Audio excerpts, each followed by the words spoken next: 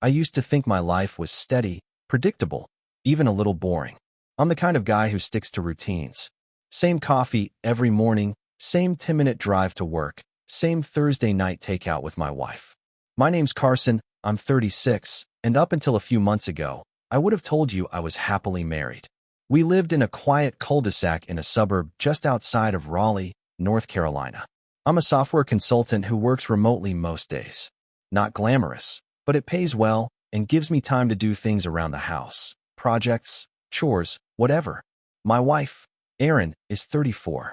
She's always been more of a social butterfly, flitting from friend group to friend group, trying out new hobbies, jumping into little passion projects. Yoga one month, baking the next, then photography. She was charming, spontaneous, a little chaotic, and I like that about her. At least, I used to. We've been married for 6 years. Together for 8. No kids yet, though we talked about it. She wanted to wait until she felt more grounded. I didn't push. I figured we had time. I'd bought the house with the idea that it would become our family home one day. 3 bedrooms, fenced yard, a little shed I'd turned into a workshop. Erin loved the space, loved decorating. She had an eye for color and always joked that if she weren't in marketing, she'd be an interior designer. But over the last year, something shifted. Nothing explosive. No screaming fights. No big betrayals. At least not yet. It was more like erosion. Subtle, slow. She started coming home later. Said she was grabbing drinks with coworkers more often. She'd stay glued to her phone during our dinners, thumb hovering over her screen like she was waiting for a text.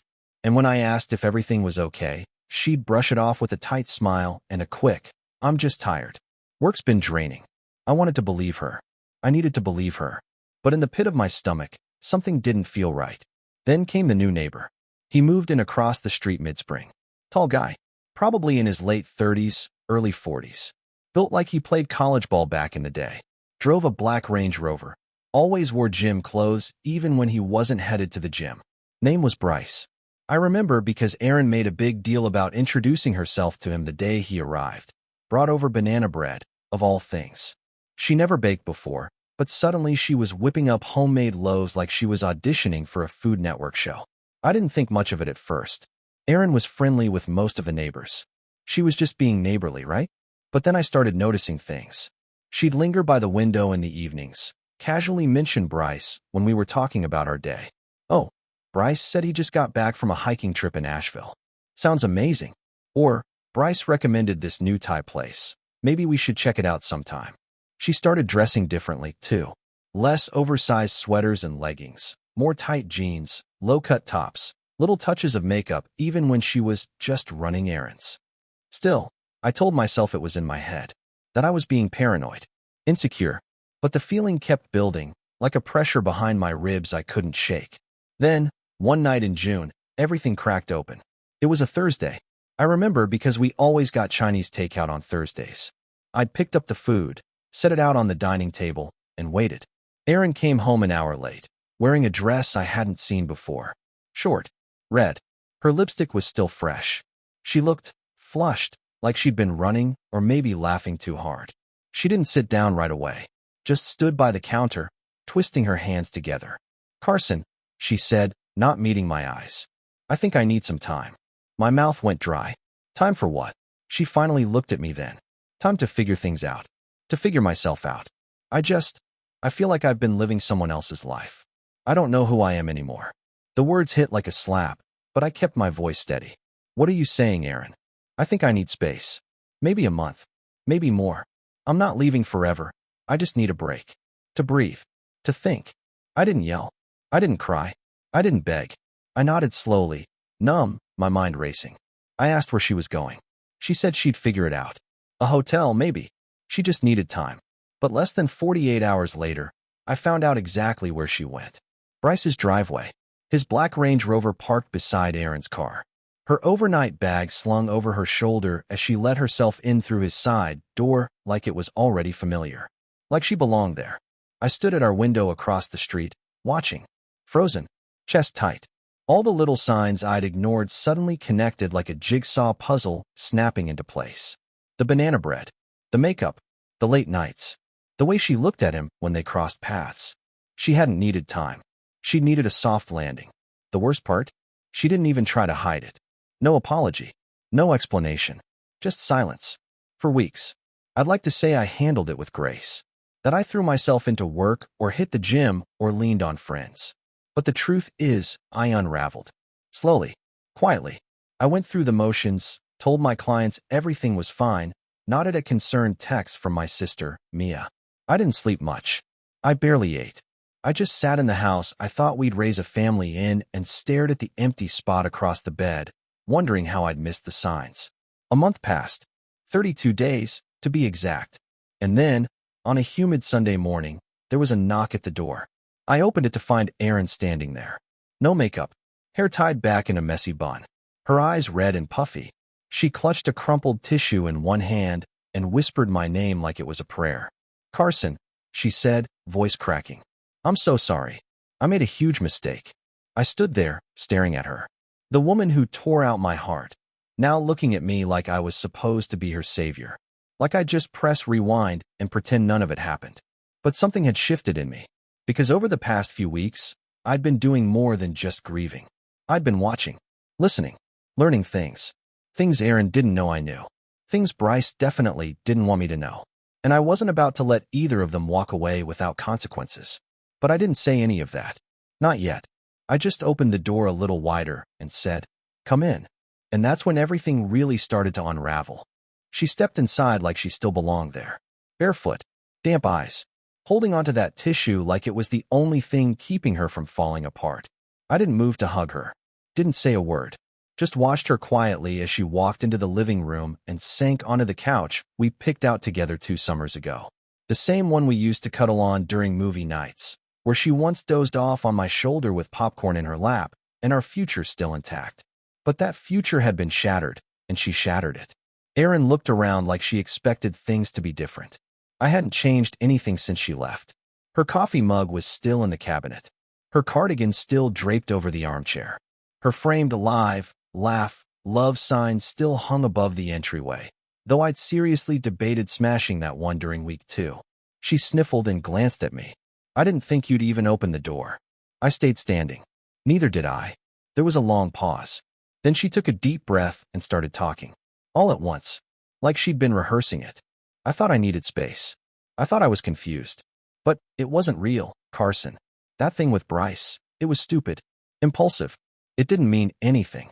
I thought I was missing out on something. But the truth is, I lost myself. I lost you. I tilted my head. And you found all that out in a month? Her lip trembled. I made a mistake. That word again. Mistake.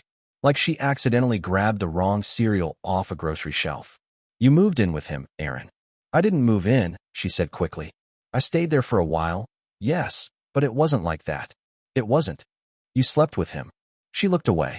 That was all the answer I needed. I didn't yell. Didn't throw anything. But inside, something caved. Some wall I didn't realize I'd been holding up. "I'm not asking to come back today," she whispered. "I just want to talk. Maybe see if there's still something here. If we can fix it." There was a time when that would have wrecked me. When I would have folded right there.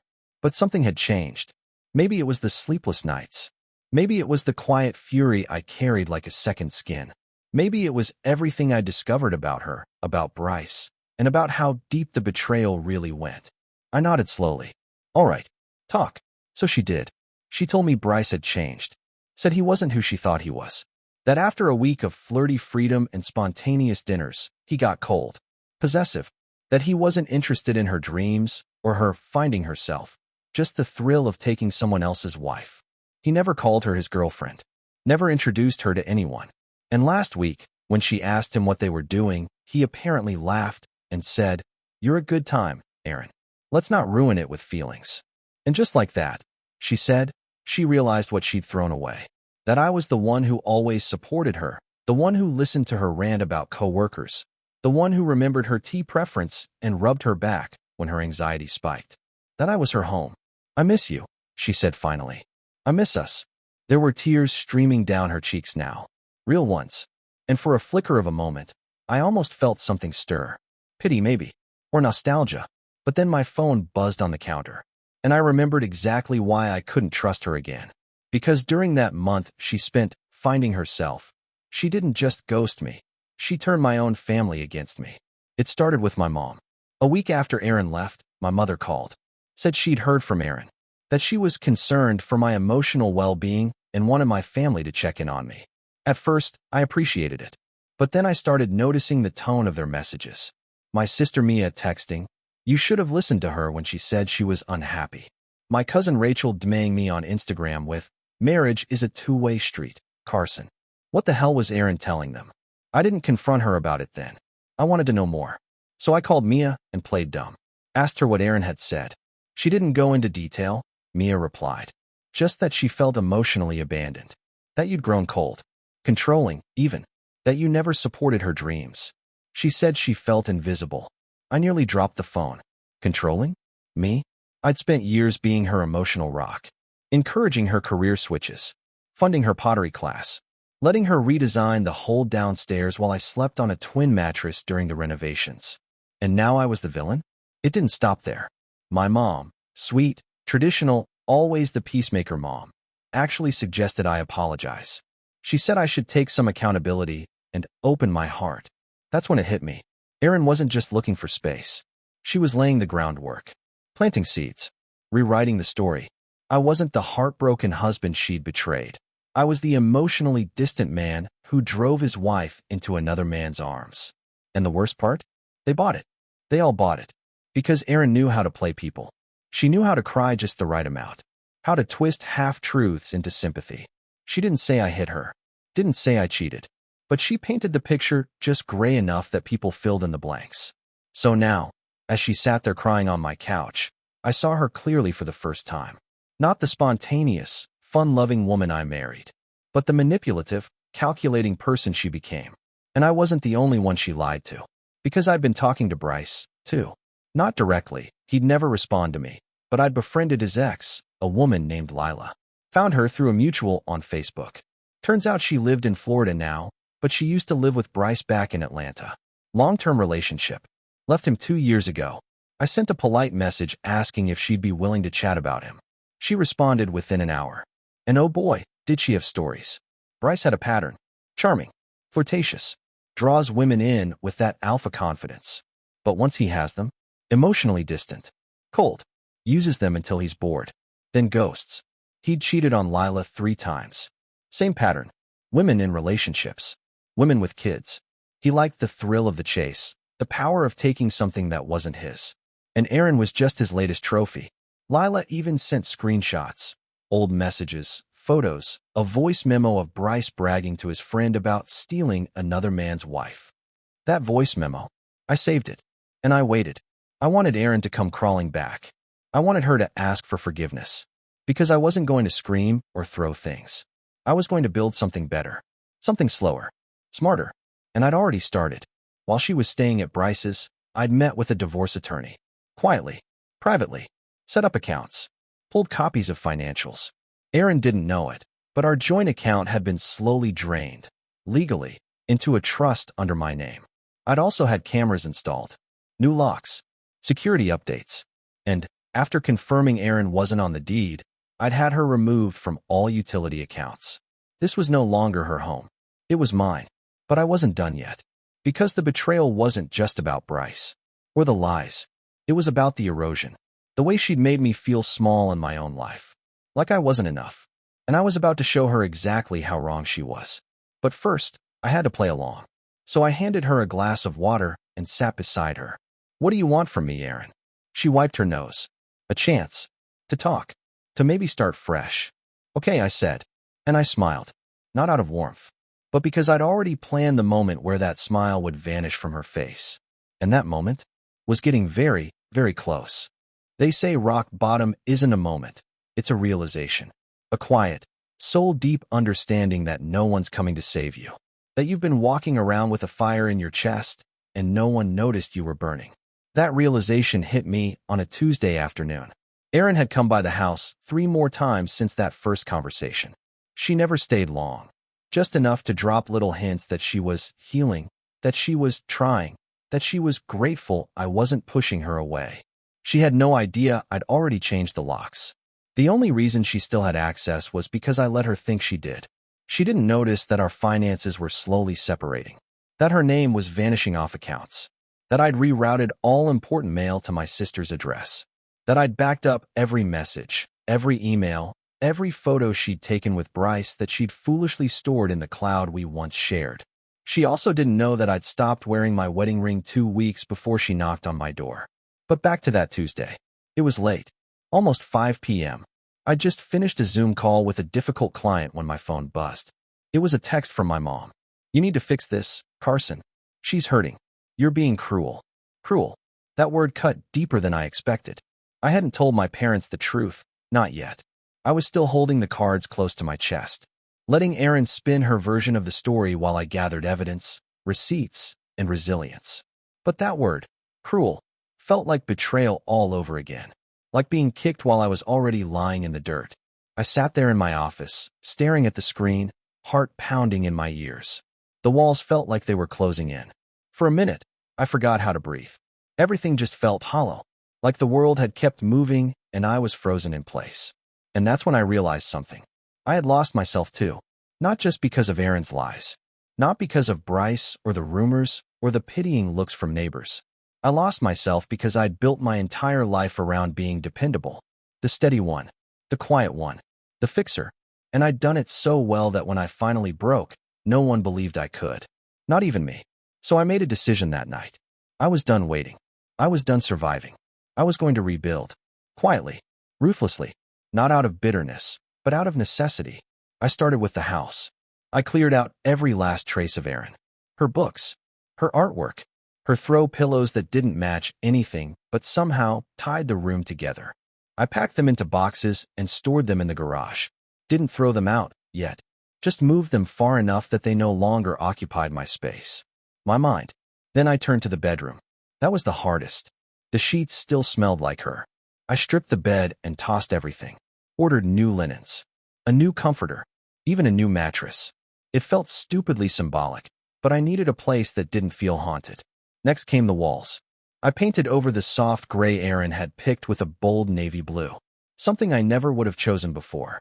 But now, it felt powerful, masculine, mine. I set up my home office properly for the first time, added a second monitor, bought a standing desk, upgraded my chair. I wasn't just reclaiming space. I was reclaiming time, energy, purpose. Then I hit the gym. First week was brutal. My body ached in ways I didn't know it could, but the pain felt honest, real. And unlike everything else in my life, it didn't lie to me. I'd show up at 6 a.m. every day. No excuses.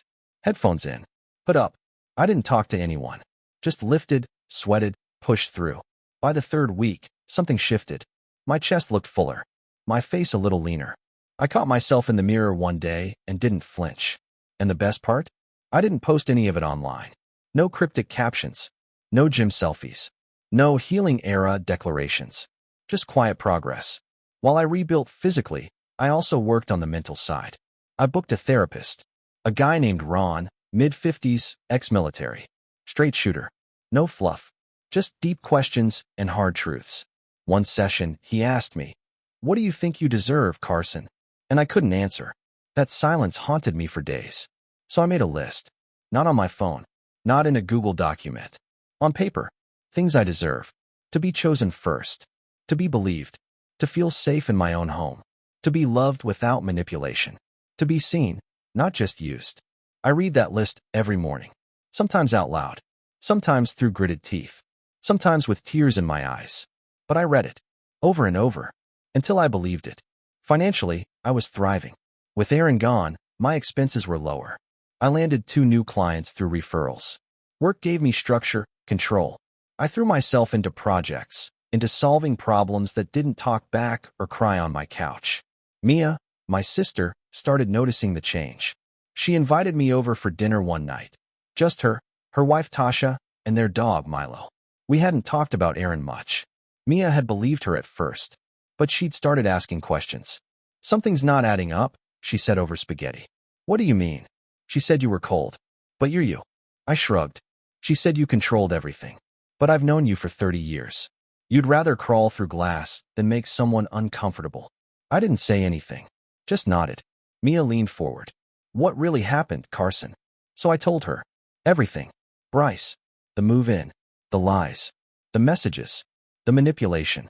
I showed her the screenshots, the voice memo from Lila, the bank transfers, the divorce papers quietly waiting for my signature. Mia sat there in stunned silence. "Holy crap," she whispered. I didn't want to tell anyone until I had proof. She reached across the table and squeezed my hand. "I'm sorry I didn't believe you." That moment broke something in me, but not in a bad way. It broke the silence, the loneliness, the feeling of screaming underwater while everyone walked by on the shore. After that, everything started to shift. Mia became my anchor. Tasha offered to connect me with a real estate attorney she knew, just in case things got messy. They even helped me rewrite my will, something I hadn't updated since we got married. It felt good, empowering. Erin, meanwhile, kept circling back, like a moth to a flame that no longer burned for her. She'd text late at night. Emojis. Old photos. "Remember this?" Messages. I never responded. But I never blocked her, either. Let her stew. Let her wonder. One day, she showed up unannounced again, wearing a hoodie and jeans, holding a tray of lemon bars. "You always loved these," she said, forcing a smile. I didn't let her in. I stood in the doorway and waited. She looked past me into the house. Her smile faded. "You painted?" "Yeah." "You got new furniture?" "Yep." She hesitated. "It looks different." "It is." She swallowed. "I was hoping we could maybe start fresh. Talk about us." I looked at her, really looked. The woman I once planned to grow old with. The woman who shattered me and expected me to glue myself back together for her convenience. And all I said was, "There is no us, Erin. Not anymore." Her face crumbled. "I made a mistake." "I know," I said. "But I didn't." And then I closed the door. I stood there for a long time afterward, back against the wood, breathing, heart pounding, not because it hurt, but because I felt free, really, truly free. And in that silence, I smiled. Because what Erin didn't know, what no one knew yet, was that I'd been preparing something. Something final. A quiet, devastating truth. A truth that would turn the tables and expose everything. All I needed was the right moment to pull the trigger.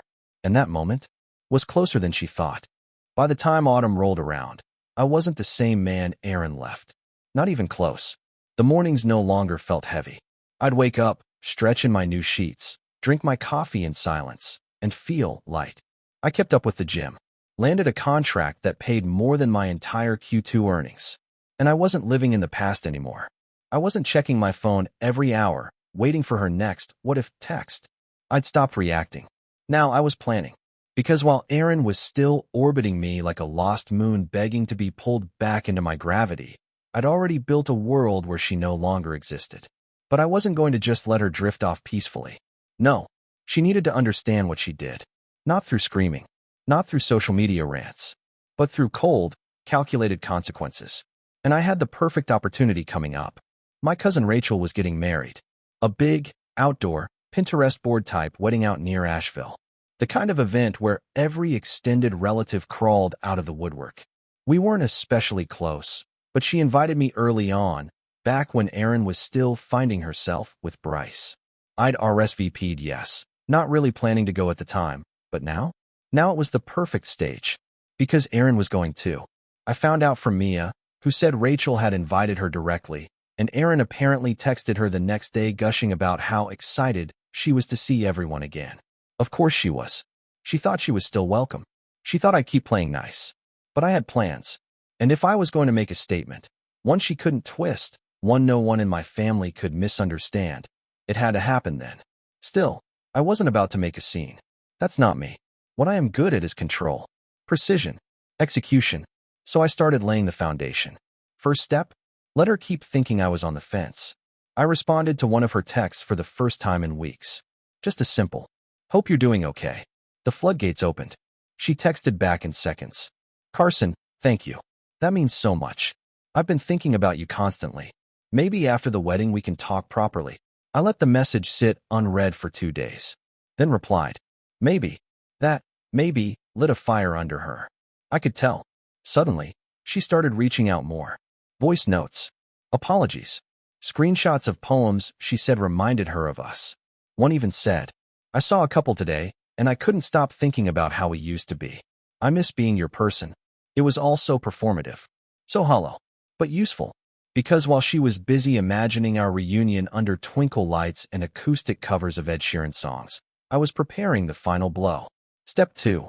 I reached out to Lila again, Bryce's ex. We'd stayed in touch, exchanging the occasional check-in.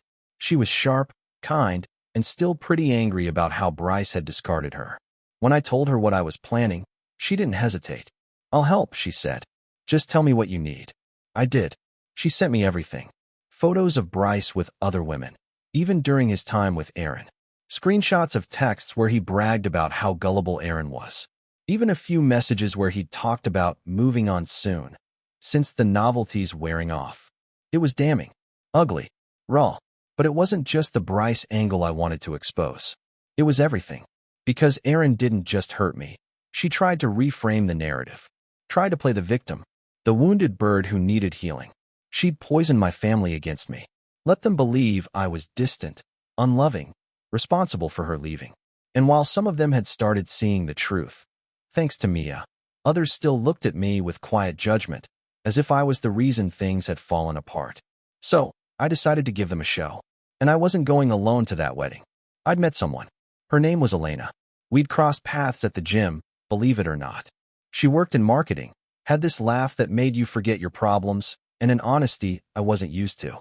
We weren't serious, just dinners, workouts, occasional late-night drives. But we clicked, and she knew everything. I told her about Erin, the cheating, the divorce papers waiting in my desk drawer. I didn't hide any of it. I didn't want secrets this time. When I explained what I was planning for the wedding, Elena tilted her head and smirked. "So let me get this straight," she said, sipping her smoothie. "You want me to be your revenge date?" "Not revenge," I said carefully. "Clarity." She grinned. "Then I'll wear red." Step 3. I gathered evidence. Not just Bryce's texts and photos, but Erin's lies.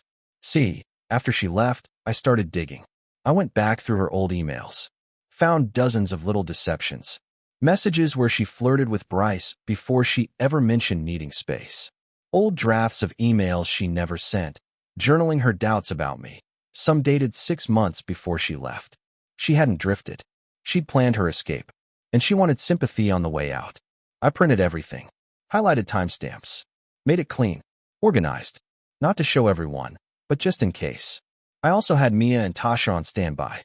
They'd agreed to keep a close eye on the vibe at the wedding, especially if Erin tried to corner me. "Don't worry," Mia said. "We'll block like a defensive line." And then came the final piece. The divorce papers. I'd been holding off, waiting for the right moment. Waiting to see if Erin would show any shred of honesty or ownership. She hadn't. So I had them updated. Fast-tracked. Filed for delivery. They'd arrive at her door the day after the wedding. Perfect timing. And just like that, the setup was complete. The night before the wedding, I slept better than I had in months. No anxiety. No what-ifs. Just quiet determination. Elena picked me up the next morning in a navy dress with gold heels and a red clutch.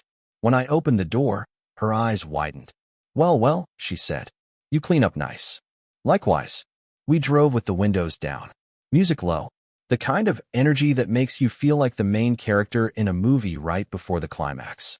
The venue was gorgeous. Wooden archways, fairy lights strung between trees, tables with rustic name tags, and artisanal everything. People were milling about, hugging, laughing, posing for pictures. Then I saw her. Erin. She was standing near the drink table in a pale green dress, holding a mimosa, laughing at something Rachel's brother said. Her hair was curled, her makeup perfect. She looked calculated. And then she saw me. Her face changed instantly. A mix of shock, curiosity, and something else, fear? She wasn't expecting me to look good, confident, free. She definitely wasn't expecting Elena. I watched her eyes scan the woman on my arm. The hand I placed lightly on Elena's back. The way we walked in sync. She took a sip of her drink, then started toward me. But I turned away before she could get close. Guided Elena to a group of cousins I hadn't seen in years. Hugged them. Caught up. Laughed. And I could feel Erin watching me. Later, she tried again. This time, with a smile. "Carson," she said softly, approaching like she thought we were still co-stars in some broken rom-com. I looked at her, expression calm. "Erin." She glanced at Elena, clearly fishing for an introduction. Elena stuck out her hand with a smile that could slice through glass. "Hi, I'm Elena." Erin took it, hesitated. Erin. There was an awkward silence. Then Erin turned to me. You look good. Thanks. Another pause. She lowered her voice. Can we talk? Alone. I smiled politely. Maybe later. And just like that, I walked away. Because she didn't get to pull me aside like she still had access. She didn't get to own the narrative anymore. I mingled, danced, ate overpriced mini quiches, and drank sparkling cider. Took pictures with Elena beneath the lantern-lit trees. And every time I caught Erin looking over, she wasn't smiling anymore. She was unraveling. But I wasn't done. As the reception wound down, I passed Mia the envelope. Inside, a printed copy of the voice memo from Bryce, dated photos of him with another woman just 3 weeks after Erin moved in, and a note. For when she tells you I ruined everything. Mia nodded and slipped it into her purse. And the next morning, Erin's doorbell would ring. A manila envelope. Signed, sealed, and delivered. Inside, the full divorce filing. No warning. No conversation. Just a signature line and a clean break. But I didn't need to be there for that moment. Because my part was done. Or so I thought. What I didn't realize, what none of us realized, was that Erin wasn't going to go quietly. Not this time. The morning after the wedding, I woke up to sunlight streaming through the window and Elena softly humming as she made coffee in the kitchen. The smell of fresh espresso mingled with the quiet peace of knowing the storm had finally passed. Or so I thought. I didn't check my phone right away. I didn't need to. I already knew what was coming. The divorce papers had been delivered. Certified mail. Signature required. I'd timed it precisely. Saturday delivery, 10:15 a.m. sharp. I imagined Erin opening the door, still in her post-wedding outfit, maybe even hungover, expecting something romantic. A note. A letter. One of those dramatic gestures she secretly wished for. Instead, she'd find legal documents and my signature. Cold. Final. Clear. I finally checked my phone around 11 a.m. 15 missed calls. 16 texts. 1 voicemail. Carson, what is this? You're divorcing me? Just like that? After everything we talked about? After everything I confessed to you? I thought we were making progress. I thought you were forgiving me. How could you blindside me like this? I need to talk to you. Please. Call me. No.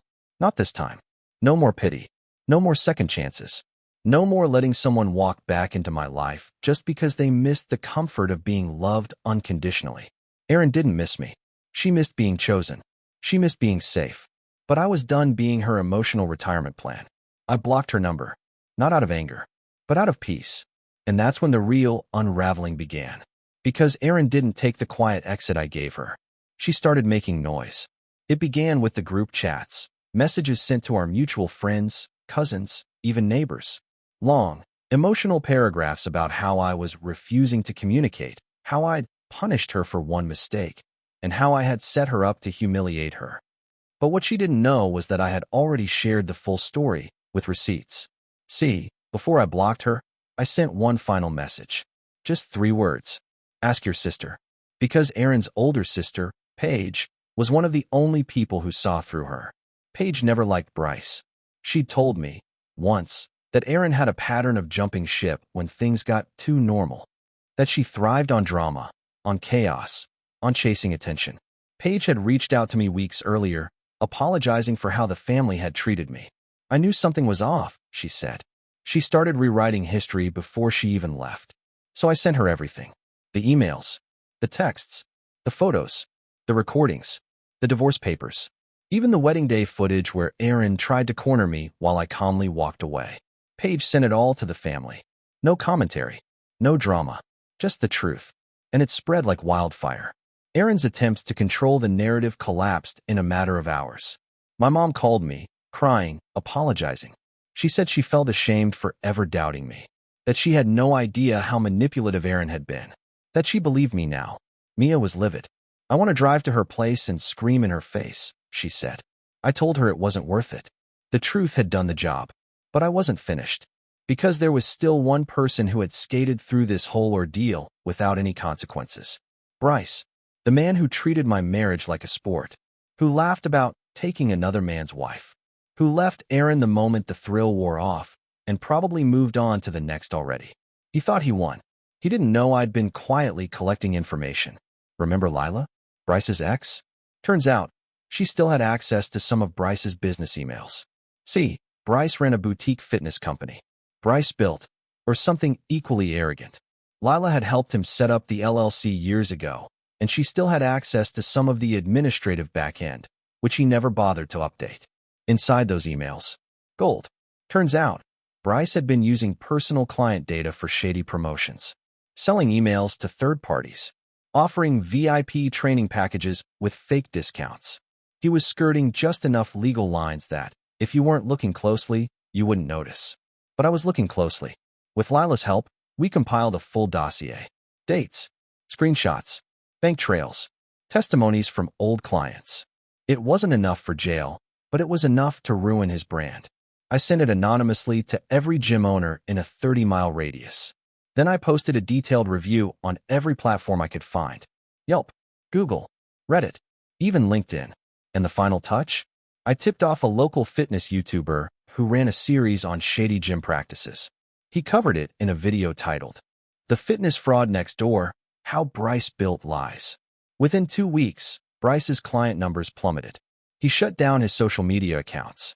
And, according to Lila, he tried to launch a rebrand, only to be laughed out of 2 different gyms when they recognized his name.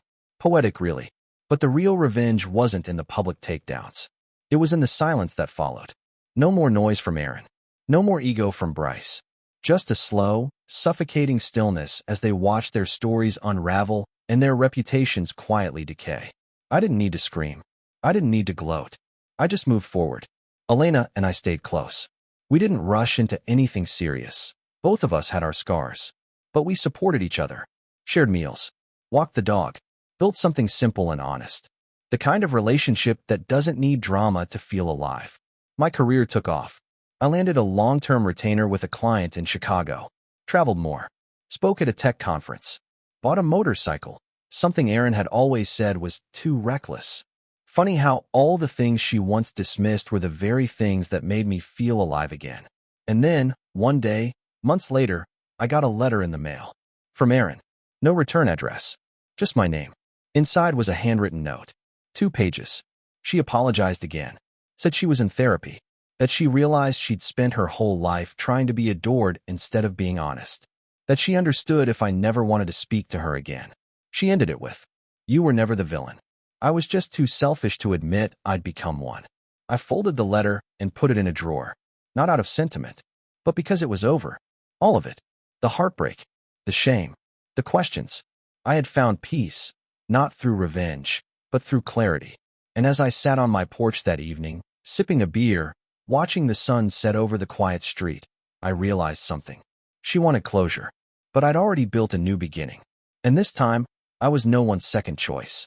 She walked out chasing freedom, never realizing I'd already given it to myself.